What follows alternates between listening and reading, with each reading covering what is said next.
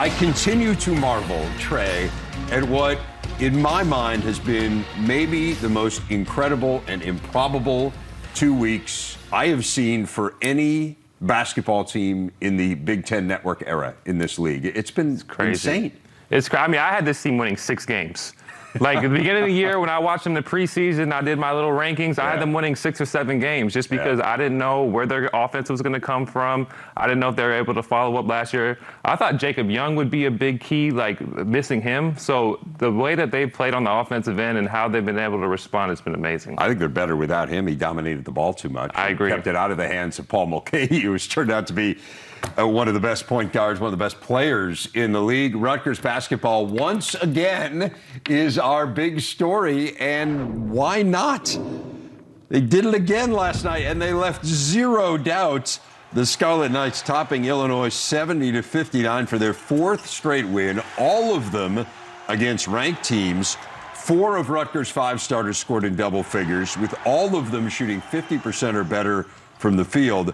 Rutgers now 10-5 in conference play. And what's amazing to me about this game, Trey, and I was calling the Northwestern Purdue game, so I'm watching this in Evanston while I'm preparing for my game. It was never a game. No. It was never close. There was never a moment where I said, okay, now I'm going to have to focus here for 10 minutes. You just kind of kept looking up, and Rutgers was dominating the game. Illinois never led. There was never a moment. There was that brief run in the second half where you're like, oh, okay, maybe. And then Rutgers absolutely put a stop to it. This was a no-doubter against a team that I think a lot of people believe could win a national championship. Yeah, and Rutgers guards can match up with anybody in the country when you talk about what they can do on both ends of the floor. But what I was looking for in this game is how are you going to defend Kofi Cockburn? And they played perfect defense on Kofi Cockburn. What you want to do with him is make him indecisive. You don't want him to be too predictable with your double teams. You don't want to let him just play one-on-one against Clifford Morey. I thought they did a great job of digging, making him indecisive. He didn't really know what to do with the ball at times. That disrupts the flow of your offense a little bit. So you got to tip your hat off to Rutgers. And just the senior leadership, right? Being prepared for a game like that, understanding that you can't have a letdown. Everybody's been telling you how great you've been. Yeah. And then it's easy to let up. You know, you let one game slip. This team is full of leadership, full of senior guys who know their roles, know what they need to do. I've been really impressed with the team. It's hard not to be. I think what's really challenging with Illinois is, and in talking to a lot of coaches in the league, they say, well, you know, you can dig on Kofi, you can double Kofi, but then you worry about their shooters. Right. Illinois missed some open shots in the first half, but they also, I mean, a lot of those shots were contested. Illinois shooting woes had as much, if not more, to do with Rutgers than they did with Illinois from where I was sitting. I don't know if you would agree. Absolutely, because that's the thing. That's the give and take of it, right? Is because you got to dig, but you got to be able to get a contest. That's the key, is getting a contest. Because those guys are going to get open looks. Trent Frazier, Alfonso Plummer, those guys have quick releases, so they're going to get open looks. But can you make them difficult looks? Can you make them lower percentage looks? And that's what they did. 6 of 23 from three-point range for the Fighting Illini. Caleb McConnell continues to be just an amazing story on the perimeter. He was better offensively, but this is never going to be a great well, you never say never with Rutgers. It does not appear he will become a great offensive player, but he's so good defensively. But now 18 steals over the last 4 games. Unbelievable. 18 steals in 4 games is remarkable. Unbelievable. But here's the thing, though. There was a point in the season where guys were getting 25 plus on him. Like, people don't talk about that enough. Like, Peyton Willis, I believe, got 30 on him. Fats Russell, Eric Ayala got 25 on him. Like, he had a stretch where he wasn't defending at a high level, and he's done a great job responding. But I think there's 2 things that he does that makes him effective on the defensive end. One is he has quick hands. So as an offensive player, you can't really get into your moves. You have to second-guess your moves a little bit because you're scared that he's going to take the ball from you. And the other thing is that he can play team defense and still be able to get back to his man. A lot of times when you're guarding the best player on the floor, you hug your man. Like, I remember when I played a guy like D'Angelo Russell, I'm just hugging him because I don't want to, you know, him to go off on me. But he's able to play team defense, stick to the concepts, and then also get back to his man just because of his athleticism. So he's done a great job responding because, like I said, there was a stretch where he wasn't playing great defense. As an aside, did D'Angelo Russell throw that spinning bounce pass from so that was maybe the best pass I've ever seen in person. I was the guy that when I was supposed to go under the screen, I went over the top, and he threw the viral pass. That was one of the greatest passes I've ever seen. I was a part of that play. Maybe we can pull the video at some point if people have forgotten about it. But let's get back to Rutgers. I cannot say enough about the crowd either. Right. I mean, it's just crazy the degree to which they have a home court advantage. And Stephen Bardo and I were joking on the air on the Northwestern Purdue game last night that you think back to those early days when Rutgers was in the Big Ten, and it was a morgue. And that's not to say that arena has been great. Like, I did a game there when I was at ESPN. They beat Notre Dame. It was incredible. So, I mean, it's always had the potential to be really good, but they were in such a down period. And I think the fans had just gotten to the point of, well, why do you show up? But the way that they have flipped that, the degree of confidence they play with, it's remarkable what an advantage it is. Yeah, and I think Steve Pikiell's done a great job of just establishing a culture. He calls himself a two-star coach in the sense, he's not a guy that was had a big name. He had to work his way, grind his way to the top to where he's at. And that's the type of players that he wants to recruit. Guys who are underdogs, who have chips on their shoulders, and they show by the way that they play. And that was the thing about Rutgers early on. They weren't playing with that chip on their shoulder, and they're not talented enough, like Purdue, for example, to be able to kind of take possessions off on the defensive end and get it back on the offensive end. So they've stuck to their identity, and that's how they've been successful. It's funny. Pat Hobbs, who's the AD, tells this great story about his interview with Steve Pikiell was in a diner in New York City. Oh, wow. And so they're talking, and Steve Pikiell says to him, I'm not a shortcut guy. We're gonna go out. We're gonna get under-recruited players, and we're gonna develop them, and we're gonna turn them into a team. And Pat Hobbs excused himself, went and called one of the trustees from a phone, and said, "This is my guy. This is who I want to hire." So I mean, that's the blueprint. I mean, that's who Steve Pikiell sees himself as. That's who Rutgers wanted to be. They wanted to be a program that builds and gets better. I think what's really interesting that you're talking about, and that's what really struck me about this Rutgers team, I think it's rare for a team to improve as dramatically as they have in season. Yeah. How hard is that to do, Trey? It's extremely hard, and you got to look at yourself in the mirror at some point because you don't have a lot of time to work on your game in the off, like you would in the off season per se. So you kind of have to look at yourself in the mirror and say, what can I do better? Watch a ton of film because you can't get on the court a ton because you got to save your legs. So, I think the guy, too, is Paul McKeown. The way that he's improved and how confident that he is on the offensive end, I've said a ton of times, he looks like Luka Doncic, the way he comes off those ball screens, gets people on his back, uses his size. And, there's possessions literally where they're going down the floor and he's dribbling the ball up the court and he's just going straight into a post-up. There's not a lot of Big Ten players or players in the country that have that freedom and where the team has that much confidence in you to be able to do that. So you got to give him a ton of credit because now that creates another guy who can create his own shot to go along with Geo Baker and Ron Harper Jr. Yeah, it's amazing. He has certainly shown signs of it, but he just flipped the switch 2 weeks ago. He flipped the switch at the halftime of the Northwestern game, which is when this whole team flipped the switch. They weren't able to pull that game out. But since then, 4 straight games, all of them against ranked foes, and that gets us to today's big stat, and it is a remarkable stat for Rutgers. Those 4 straight wins over ranked teams, they're just the 4th team in the last 20 seasons to do that. What's really remarkable is that they did this while they themselves were unranked. They are the first team in the history of college basketball to pull that off. 4 straight wins over ranked teams while unranked.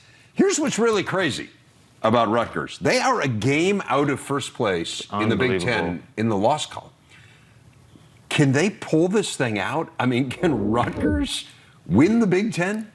I think they can. I really do because, the confidence that they're playing with, you alluded to the fact that you have fans, you have the crowd behind you, so they have an extreme home court advantage. I really think this team is built for March just because of the ability that guys have to create their own shot and just the balance on the offensive end. They're not predictable. I think there's too many teams in the league that are predictable on the offensive end. You know what they're going to do, but every defensive possession that teams are playing against Rutgers, you don't know what they're going to do. You don't know if they're going to post up Ron Harper Jr. You don't know if they're going to get to a high ball screen with Paul McKeown, if Geo Baker's going to go one-on-one. So it makes it so much hard to guard. I really think this team is built for March.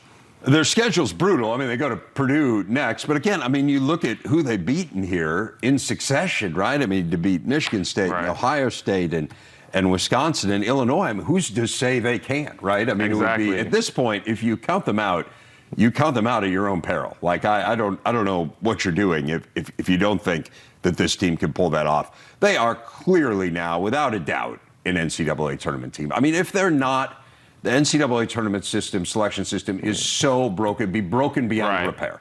If this team doesn't make it, I mean, they have 6 quad one wins. Again, I said this yesterday. I will say it again. It is not to pick on North Carolina. I'm just using them as an example. Hubert Davis is a friend of mine. He's a wonderful guy. Everyone has them in the bracket. They have 0 quad one wins. North Carolina, 0. And everyone has them in the bracket.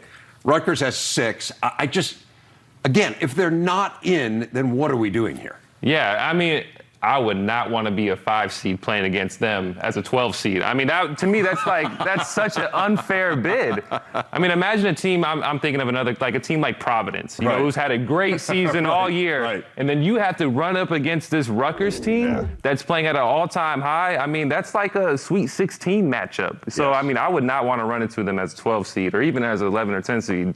Yeah, I mean, obviously the sense is that number will move up. But, yeah, you're right. I mean, it's crazy. And I'm with you. I mean, this is a team that is playing with incredible amount of confidence and just creates matchup problems left and right. Let's talk about the game I alluded to that I was calling Purdue and Northwestern. Purdue is now in first place, although it's even in the loss column, but Purdue's got a game in hand, so they are technically in the lead right now in the Big Ten. 6-point game, although, you know, it's interesting. The first game, Purdue and Northwestern, Purdue won by 20, and it was a much closer game than that. This one, Purdue won by 6, and I don't think it was that close. It never really felt like Northwestern had what it took to get over the top here. What did you take away from seeing Purdue? I mean, I think I learned who the 2 leaders of the team were, because I was there as well last night. And, I mean, Eric Hunter Jr., Mason Gillis are the 2 leaders of this team. It's no question. I'm watching the game. I'm there, you know, 7 rows back. I can hear Mason Gillis calling out all of Northwestern's plays. For fans at home, that's not a normal thing. It's not normal to know every single one of the plays of the opposing team. And that's what he's doing every time down the floor. And he's always in position defensively. Even if he doesn't get the stop, which he didn't every time against Northwestern, he's always in position, making it a tough shot for the opposing team. And also Eric Hunter Jr., a guy who averaged 11 points per game last year, probably thinking he's going to have a big-time season, have a more extended role. Jaden Ivey steps up. Sasha Stefanovic playing a high level all year. You have to take that back seat. Now he's starting to find his ways to get involved on the offensive end. And a lot of that is just driving closeouts because the ball is going to be thrown inside. It's going to get kicked out to you. You have to be able to make a decision, shot or drive. And I think he's doing a great job of that, as well as getting out in transition and being more aggressive. They have so many players that can make shots. We mentioned this on the broadcast last night. It's an incredible note. They have 8 players who have attempted 10 or more threes who are shooting 40% or better from three-point range. It's never been done in the history of NCAA basketball. They'd be the first team to do it since the three-point line was instituted. And then, of course, you have to deal with how do we defend Zach Edey and how do we defend Travion Williams. And Edey was really the story in the first half, and then it felt like in the second half that loosened up the perimeter because Northwestern really had to you know, again, I thought it had a decent game plan on the defensive end. The game was not lost for Northwestern defensively. It was lost offensively. They just couldn't make a shot. Yeah, you got to be able to make shots. When you're outmanned, especially on the interior, you're giving up something. So you have to make up for it on the back end. And you have to be more confident with your shot. I thought there was too many times where Northwestern really ran great offense, got into their spacing, got into their 5-out motion game, and there was open opportunities to shoot. And then they drove it, wasn't sure if they should shoot it or not, get into the lane. Now all of a sudden the shot clock gets down and you're forced to take a long contested 2 or 3. So I think they have to be more confident on the offensive end, even when your shots are not falling. You have to take the right threes.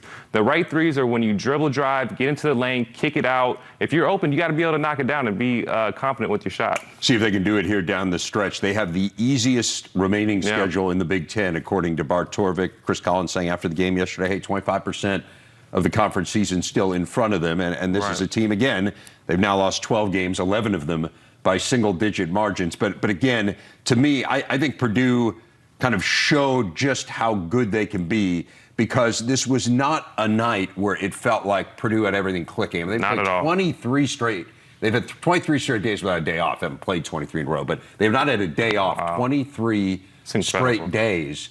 and to still have kind of the energy to fight through on a night where, again, I don't think everything was clicking for them offensively. I think it speaks volumes about Purdue. Yeah, I think you see it the most with Jaden Ivey. You could see the fatigue because during that stretch, he's taken 16-plus shot attempts every game during this stretch, right, minus the last 2 games where I believe he shot 4 of 23, over the last 2. So you can see the fatigue in him a little bit, especially on the defensive end. So when your star player is not going and you're still able to manufacture offense, it just shows how good you are. And also that they were able to play well defensively. And to your point, look, Northwestern did have some good shots, but in general, I thought Purdue was good on the defensive end, and that's been the question mark about this team. And in talking to Matt Painter yesterday, it is his question mark about this team. He is concerned about them on the defensive end.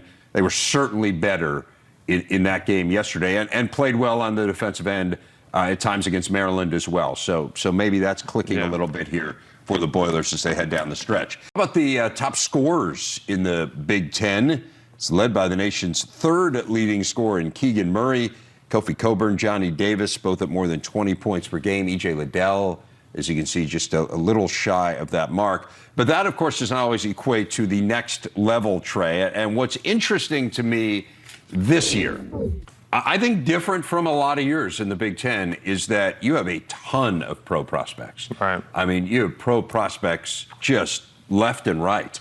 And like last year, look, Luka Garza has turned into, he's an NBA player. Right. But there was a lot of question. And unfortunately, I think the discussion about him often centered, I felt it bothered me that it was about kind of who he was going to be at the NBA instead of just enjoying who he was in college. But I also think that's just kind of the nature of where things are, is that people are interested in where are these guys going to go, how do they translate.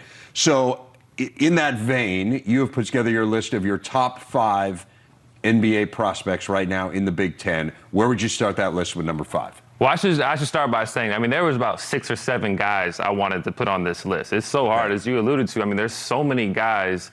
But I think to start off, I got to go with Malachi Branham. And I'm thinking more for the draft of 2023, not this year's draft, but next year's draft. Because you think about Keegan Murray, Jaden Ivey, Johnny Davis, the years that they had last year, very similar to what Malachi Branham is doing, showing signs, showing flashes where he can be a go-to player, showing that he can handle the ball, shoot the ball, his size, his wingspan. He has all the tools. I think this summer is going to be huge for him, his development, his skill development. I think he has to improve on his ball handling and just being more confident with the ball so that he can get to his shots and get to his spots, because he's a guy that you can't really stop, especially if he gets into that mid-range game. He gets downhill, and then he can shoot right over the top of you. I think he can do that at the NBA level. I just think he needs one more year to prove it. So that's a guy that I think that we're going to be talking about a ton next year. Interesting, because he's on the periphery of some of these conversations right now, right? Like if you look at these mock draft lists, there are people who include him, but you would say come back for a year and see what you can do. So that's a freshman. I know you have another freshman at number 4. Is this for this year or is this for next year? I think it's for this year, because I think it's Bryce McKeown's. I think his skill set is a little bit more refined, and I think he's improving a lot. Obviously Nebraska is losing a ton of games, so he's not getting a lot of press, a lot of notoriety, but he's made great strides on the offensive end. I think he's doing a lot better job of using his body, getting to the foul line. I believe he's one of the leaders at the guard position and getting to the foul line, which is great, especially with his slim frame. I think just his ability to score at all 3 levels as well. He can knock down deep threes. He can get to the rim. He can shoot the mid-range. He has all the skill packages. But what scouts are going to ask are you a winner? You lost a lot at Nebraska. He's going to have to prove that he's a winner, that he's a guy that you can count on. I think he will. I think he will be a good pro just because of his size. I think he has the defensive potential and his ability to shoot the basketball. He is a winner when it comes to winning Big Ten Freshman of the Week. He's won it 6 times. That's true. 6 times. That's true. Big Ten Freshman of the Week. It is a crazy number. And you're right. There was a point, I don't know, I haven't looked this up in a week or two, but there was a point where he was leading the Big Ten in free throw attempts. I know he and Trace Jackson-Davis were kind of back and forth there. So to your point, he's a guy who gets to the line and can get to the rim, that being an obvious byproduct of that. So he's number 4. Who's number 3? I like Johnny Davis at number 3, just because this is competitiveness. I think Stephen Bardo talks a lot about he's the most competitive guy in the Big Ten, how desperately and how bad he wants to be great, how desperately and bad he wants his team to win. He has all those intangibles as a player. So I think that's going to will him to be a successful NBA player. The one thing, though, I think that maybe he's not talked about enough, he has a little bit of a hitch in his shot. And as you extend that three-point line, I just wonder, will he change that? Just alter it a little bit, because you extend that line a little bit, you're not going to be able to get all the isolations that Wisconsin runs for him, where you get post-ups. At the NBA level, especially with his size, it's all about being the 3-and-D guy, being a guy that can knock down three-point shots and guarding his man. And I have no questions about him guarding his man, but can you be a 40% three-point shooter? So I just wonder if a coach or somebody during the offseason, as he prepares for the draft, will maybe try to get a little bit more of a smoother release on his three-point shot. But there's a line of demarcation here, right? Like, he's a lottery pick. Yeah, right. So absolutely. I mean, the difference between 4 and 3 is significant. Significant. Okay. Significant. And I think he's a guy that, like I said, he's a winner. Yeah. Like, teams want guys that are winner. I think maybe 10 years ago, we were talking more, it was the wingspan, it was all these, measurements. I think teams have realized now you want guys who are the right people, the right locker room people. He has that, plus the skill, the ability to score. So I think he's going to be a really good, successful NBA player. So he is seen as a lottery pick. I know Keegan Murray and Jaden Ivey, every mock draft you look at, they're seen as lottery picks too. What order do you have them in? Who's number 2? I'll go Keegan Murray. And the reason why I go Keegan Murray is because I think it's more of what he did last year than what he's doing this year. His ability to play off other superstars is unbelievable. It's off the charts. Just his ability to kind of get some of those easy baskets, to play off, because that's what you have to do at the NBA level. You're not going to be able to get plays run for you. You're not going to get a ton of looks. You have to be able to get offensive rebounds, run the floor, use your athleticism. Keegan Murray can do all those things. I think he could be the ultimate glue guy for a winning basketball team while still averaging 12 to 15 points. And I think that's what NBA teams want. He can score in so many ways. I think that's the thing that has stood out to me. I mean, he's really good in the open court. Obviously, his size provides a little bit of a mismatch issue for people depending on who you guard him with, so he can take you down low. And then his three-point shot is really beautiful. And he can shoot it from deep, too. Yeah. I think that's something that fans should notice more and watch when you talk about NBA. It's like, how deep are these guys shooting it? Because the college line is not the same as the NBA line. And the space and the time, you're going to have less time to get that shot off. And especially for these wings, you got to be able to knock down the three. So that puts Jaden Ivey first on your list. Is this mostly about his athleticism? I mean, that is not in any way to diminish the other aspects of his game, because he's a great player. But it just feels like the NBA in this day and age, and I know you study it pretty closely, is so much more about like kind of the Ja Morant type, these crazy athletes. And it feels like Jaden Ivey fits in that category. Yeah, and I think to go along with that, it's the competitiveness. Like, he takes matchups personally. Like, there's prospects in the past where you could tell that they're just focused on their draft spot. They're looking for the future. Jaden Ivey's not like that. He's focused on the present. He wants to win. He wants to win his matchup. He wants to do well for his team. And so I think those are things that speaks volume to his character. And then when you put that together with his ability to create off the bounce, his athleticism, I think he's gotten better with the half court. I thought earlier in the year, they didn't run a lot of half-court sets for him. I thought he would kind of stand in the corner, let Sasha Stefanovic, Travion Williams make all the decisions. Now they're putting the ball in his hands in space. And so I think he's going to be a great NBA player, a guy that we're going to be talking about for years and years to come. When he has space, man, he's unbelievable. Right. I mean, in the open court, he is just fabulous. I do want to ask you really quickly about a couple guys who aren't on this list, and they have something in common, which is that they're extraordinarily large human beings. Zach Edey, Kofi Cockburn, are these guys, I mean, do you see them coming back next year? Like, is there a place for them in the modern NBA? What do you make of those guys? Absolutely. I think there's a place for them in the modern NBA, because the NBA is all about matchups, right? We talk about, there's times where you need a big body to throw at a guy like Joker, or a guy like, some of the premier bigs, Embiid, pick up some fouls, be able to muddy up the game a little bit. That's where those guys come in. Maybe you only play 10 to 15 minutes a game, but you play a valuable role. And especially a lot of those guys are going to be on winning basketball teams because they're not going to be on the lottery teams. So I think there's definitely a role. There's definitely a place for them in the NBA. And I mean, those guys have proven that, they can step out, make a 15-footer, which is also very important because you got to give people space in the NBA. You got to be able to knock down the shot. And I think they've proven that they can do it. It's crazy. If this was 20 years ago, Kofi would be number one. Yeah. Yeah, it's amazing how the game's changed. A little bit more from Tre coming up as we assess the very top of the Big Ten, but we're going to turn our attention to the women's game next. Couple big ones tonight.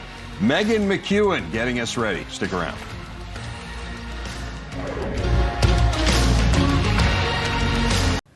Baseball season is nearly upon us. It begins Friday, and the conference coaches believe Nebraska is the team to beat, voted the preseason favorite in a poll released this morning. Coaches voted only on the top 6, Michigan second, followed by Iowa, Maryland, Ohio State, and Indiana. Women's hoops tonight, the conference title race is heating up. Grace Berger and 5th-ranked Indiana take on Northwestern. J.C. Sheldon and Ohio State battling Angel Reese and Maryland. A huge matchup. Coverage begins tonight at 6 Eastern, presented by Disney Parks on the Big Ten Network and the Fox Sports app. And I mentioned the race is heating up. I mean, look at this. We go down the wire, final 10 days of the regular season. Indiana, Michigan, Ohio State, Maryland, all battling for the title. Iowa still, at least on the periphery of that discussion. They have 2 games left against the Hoosiers, who are 10-2. But Indiana's going to play 4 games in that 10-day span, a stretch that does begin tonight with that game against Northwestern. Megan McKeown is in Bloomington to call that one, and to prove it, she has set up shop at Simon Scott Assembly Hall, and she is looking good with this backdrop. This is the best backdrop we have had for an interview on this show, Megan. You win. My creative vision was, gotta get the banners behind me, and I was like, I'm going to have the best possible background ever, and I think I won. I should get an award at the end of the year for Big Ten Today best background, in my opinion. You should. Now, you might, be throwing down the gauntlet here, and other people might try to challenge you as the year goes on. Yeah, I mean, it's only February. But this race is phenomenal here. How do you see this playing out? Like, give us a sense of who you see as the truly elite at the very top of this league. That's an absolutely wild question, Dave, because this next couple of days is going to be insane from the top 4 perspective. Every single team in the top 5 of the conference, Maryland, Michigan, Indiana, Iowa, all have to play each other. And it's going to be insane. Indiana has to play Iowa within 48 hours of each other. It's like an NBA championship series type of situation. Maryland still has to play Ohio State. Michigan still has to play Iowa still. So there's just so many different teams that are going to continue to beat each other up. At this moment in time, though, if you had to ask me, Maryland is going to win the Big Ten championship, in my opinion, because they are playing so well right now and have finally started to click as a unit. I was so impressed with the way Maryland played against Iowa the other night on the road. The Terps held Caitlin Clark to under 20 points a game and really frustrated that Iowa team. And it is so difficult to win at Carver Hawkeye Arena. But finally, for the first time this season, Maryland's starting to play and mesh on the court well together. And that's without point guard Ashley Owusu. We still don't know when she's going to be back. She's day-to-day with a lower body injury. But at this moment in time, Maryland is a hot team, and you want to peak right about now. I do want to ask you about that game against Iowa and Caitlin Clark. I mean, she shot 25% from the field. She was 7-28. She had 10 turnovers, 19 points in the game. But again, I mean, it took her 28 shots to get there. She's so amazing. And I mean, we have just marveled at her skills. Was this just Caitlin Clark being human for one time in the season? Or was there something more to it here? There's probably a little bit of both regarding that. I mean, I think we're so used to seeing 40 points from Caitlin Clark and having that be the norm now. Maryland is so big and athletic, and they switch 1 through 5 defensively. What's amazing is that a player like Angel Reese can guard a guard like Caitlin Clark. And that size and length is so disruptive for so many players, especially those that can play on the perimeter. I mean, look at the highlights right here. You see Diamond Miller, who's just so athletic. This Maryland team, that athleticism on the defensive side of the ball and the commitment to playing defense is, I think, what's really taken them to the next level over the course of this month of February. And again, she's going to see a really good defensive team coming up twice in a row here, as you said, against Indiana. We know how well the Hoosiers can defend. I do want to ask you a little bit about Michigan. It felt like a couple weeks ago, like Michigan maybe was going to be the team that ended up winning the league, and they still very well might be, but they pounded Indiana a couple weeks ago. Since then, they've lost back-to-back games now against Michigan State and Northwestern. Is this just the normal ebb and flow, or is there something going on here with the Wolverines? I think it's two-part. First and foremost, Michigan has been without starting forward Leah Brown for the last couple of weeks. We still don't know when she's coming back. She's day-to-day with a lower body injury. Leah Brown makes Michigan such a dynamic team because she can score in the mid-range, she can shoot from three, and she can also get to the basket. Brown also plays with this level of passion that is really hard to replace when someone like that gets injured and has to play from the bench. So I think we're seeing Michigan really missing Leah Brown right now. Hopefully she can be back soon for March as they try to make a deep run in the tournament. But ultimately, I still think this Michigan team is still one of the tops to contend with. Naz Hillman is still a monster in the paint in the best way possible. And you still have a player like a Maddie Nolan who can knock down threes. But I think what Northwestern did is they got Naz Hillman into foul trouble early. She had to sit a majority of that first half. And then the second half, she really didn't have very many paint touches whatsoever. And Michigan State was able to do a similar thing. Michigan State just scored the ball really well. I think this Michigan team is totally fine. It's going to be interesting to see how this is going to affect their seeding moving forward. But I hope the committee takes into consideration that they've had to be without a massive piece of their scoring in missing Leah Brown the last couple of weeks. I want to get into tonight's action because there are two really big games tonight, and we'd be remiss if we didn't spend a significant chunk of our time on them. Let's start with Ohio State and Maryland. This was an unbelievable game. The first time they played, right? I mean, it was just back and forth. Taylor Meixell was incredible against her former team. A game was played at just a wonderfully entertaining pace. What do you see as we look ahead to the rematch tonight? This is going to be a fantastic game. And you know Maryland is going to come out wanting revenge so badly. That first matchup, Ohio State was able to turn Maryland over at a really high rate. The Terps had 18 turnovers. Ohio State's a team that has the ability to turn people over at that rate, but Maryland really fell into the trap in round one. Not to mention Ohio State guard Taylor Meixell, who, by the way, transferred from Maryland earlier in her career, played 2 years there. She had 33 points. She was 5 for 5 from three, something I think every single player would love to do against a former team.